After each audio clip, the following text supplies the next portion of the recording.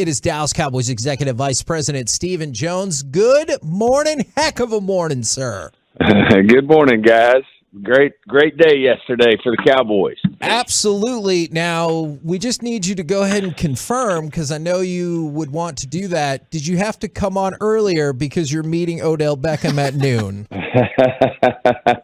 Not just yet. Not just yet. We're probably not going to be talking about that much because it's getting to be pretty strategic right now. Okay. I have one more slight question, and this is just a general question about that. Then I want to talk about the amazing game. In meetings like this, what are the logistics usually like? Is it about seeing what the player can do physically, or is it just more of like you sit down and describe your vision or talk numbers? Like, how do those general meetings usually go? It's all the above. You have to check, obviously a player like Odell coming off a major injury, that's a part of it, and then the vision for the player and that type of thing, and then the business. So, you kind of hit on all the above. The game yesterday was I think Mike described it as perfection, and it was the best we've seen this Cowboys team play at this point. What was the reason that this all hit on so many great cylinders yesterday? Was it offense just and the Cowboys come in and after a gut punch against Green Bay, and then maybe Minnesota's a little light because they had that big win against Buffalo? What was the perfect culmination of yesterday for you? Yeah, I think the biggest thing was just the disappointment of the Green Bay loss, knowing that we we played good for 3 quarters there, but let that get away, and that wasn't in a way that we feel like this team plays, whether it be offense, defense, or special teams. We just, didn't get the job done and really felt like starting at the top. We start to look at our best players, not that we don't have a whole team full of, really good players, but you start with Dak and Micah, and certainly they owned it and set the tone in practice all week. And I just think, that was a big driving factor is to, not necessarily show our fans, but more than anything, just show each other within the confines of the team, the coaching staff, the organization, that we can certainly play at a higher level than what we showed against Green Bay. Is it impossible not to get caught up? I'm just telling you where I'm at today is when Jerry Jones talks about this team being a championship contender. I know there's a long way to go, but is it impossible not to get caught up in that kind of excitement? Absolutely. I mean, you enjoy the moment, as we say, but we've got a game Thursday against the Giants, and it's a big, big game against a divisional opponent. They're having a great year, identical records to what we have, and we all enjoyed the day yesterday, the night last night, and it's time to get back to work and get focused on the Giants. This game's going to be here before we know it. We'll be kicking it off there Thursday, Thanksgiving, at 3:20, and the game's here. What were your thoughts on Micah Parsons just establishing the tone by creating the forced fumble to start the game? Well, I think, he came out and he backed it up. He said, I think he stated throughout the week that he was going to play better. The defense was going to play better. And obviously to make a huge play like that on the first drive. And, we were able to come away with points and did a nice job with that. But it was just a big, big play, and I think set the tone for the day. Was there any part of you that kind of had to hold your breath for just half a second when he came up hobbling for a quick minute after late in the game? Well, you always hold your breath when any of our players come up hobbling like that. But, certainly he was able to get through that and, feel like, they'll go through the proper checkups today, but feel like he'll be fine. And, Stephen, it looks like Kellen Moore really has a good understanding of how and when to use Tony Pollard. Has that come along because of Dak being out there and being healthy and everybody kind of, now you're 4 games into Dak being back and being able to push forward here? Well, I think, I was actually visiting with Tony Romo after the game, and he said anytime when he missed in his career an extended period of time like Dak did, it takes a while to get back in rhythm. And certainly Dak did. Certainly Kellen, I think, is getting a feel for our personnel and what we can do. I really thought Zeke and Tony complimented each other all day. Zeke's just so physical. We missed that, in the Green Bay game. But he's, I think it's a great 1-2 punch, and I think Kellen yesterday, just called a hell of a game. Played great complimentary football, and did the things that I think this team needs to do to win. I know that we probably don't want to show preference to any particular player, but today is Brett Maher's birthday. And Cooper Rush. Can we make sure to get them a nice present today for everything that they have been doing?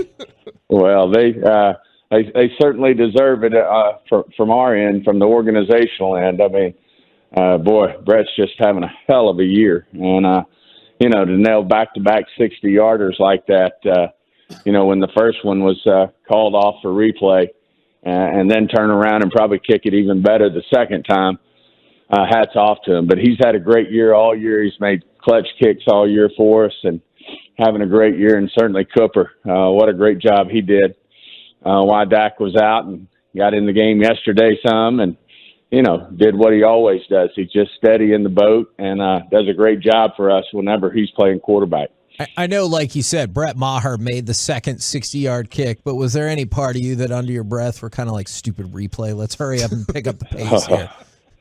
Well, I was a little frustrated. You'd like to hope that they would have, if they were going to look at that catch, they would have done it well before, right before the kick. They were showing it on TV and certainly could see where maybe it might get replayed, but I think our timing could probably be better when you look at it from a competition standpoint, from an officiating standpoint, a replay standpoint. You'd like to think the timing would be better on that. Was Tyler Smith getting some guard snaps? Was that kind of were we looking at maybe what the future's going to look like when Tyron comes back, or what are we working with there? I think all the above. I think it was great to get Peterson snaps. As we move forward, we know this is a long year. And certainly Peters has played his Hall of Fame career there at left tackle, knowing that that's his best spot. If we had to shuffle the offensive line, and certainly you always have in mind that one of the best tackles in the game, and maybe to play out there, one of the better ones is with Tyron coming back is certainly, I'm sure, a thought process as well. So, Steven, I'm going to ask a sports psychology kind of question here. Is when your team loses like that, and obviously Micah Parsons set the tone, and you always play, it seems like you play better after one of those, because whether you feel like you lost, the other team didn't win, like Green Bay, and I'm sure that's how most of the Cowboys felt, or you just get embarrassed. And I know it didn't happen in Green Bay, but I've been through it. It's just my preparation for the next one is always just a little bit more focused and a little bit more better. How can the Cowboys, after a dominating win like that, keep that intensity for the upcoming games? Well, that's what great teams do, and I think that's the challenge with the leadership in the locker room, with the leadership on the coaching staff, from Mike to Dan to Kellen to Bones, to keep these guys focused. And the great teams do that, and we certainly need to step up. This game, if you can't get fired up against playing a team you're tied with in the division right now we're in second place with them. They played great football all year. They're 7-3 as well. If we can't get focused and fired up for a divisional opponent like the Giants, then I'd be surprised. And I did kind of ask Jerry something like this on Friday. I'm curious the same for you. Is this the most exciting time of the year, or is this the most stressful time of the year with Thanksgiving and then wedging these two games in the span of 4 days? I think both, all the above. It's certainly exciting to have a good football team going into Thanksgiving, being in the mix, knowing that you can be very competitive to compete, for a championship is exciting. At the same time, it is stressful. I mean, every little injury, as you said, you see Micah limp off, it's stressful. And I know the good news is the guys out there playing the game, they're steady, and they seem undeterred. And I'll be surprised if we don't go out and play well against the Giants. was looking at Michael Gallup's, like the way he played overall yesterday, and he looked as physical as I think I've seen him so far this year. Is that a pretty good assessment of where Michael is at this point? Yeah, I mean, I think that's only fair. I mean, an ACL, coming off a major ACL injury like he did, his first one, it takes time. I mean, if you just look at most players, in the league who come off major ACL injuries, they usually don't get to 100% for games. And certainly I think Michael's there is just straight up. He just keeps getting better, and we all know what type of player he is. And as he gains more and more confidence, he'll only get better as well. But I thought yesterday he played extremely well, extremely confident. And as I said, I think the best of Michael's yet to come. I know it was kind of a bummer for Anthony Barr that he tweaked his hamstring, is what we heard, so he wasn't able to play against his old team. How is he looking? Do you think he's a possibility for the Giants game?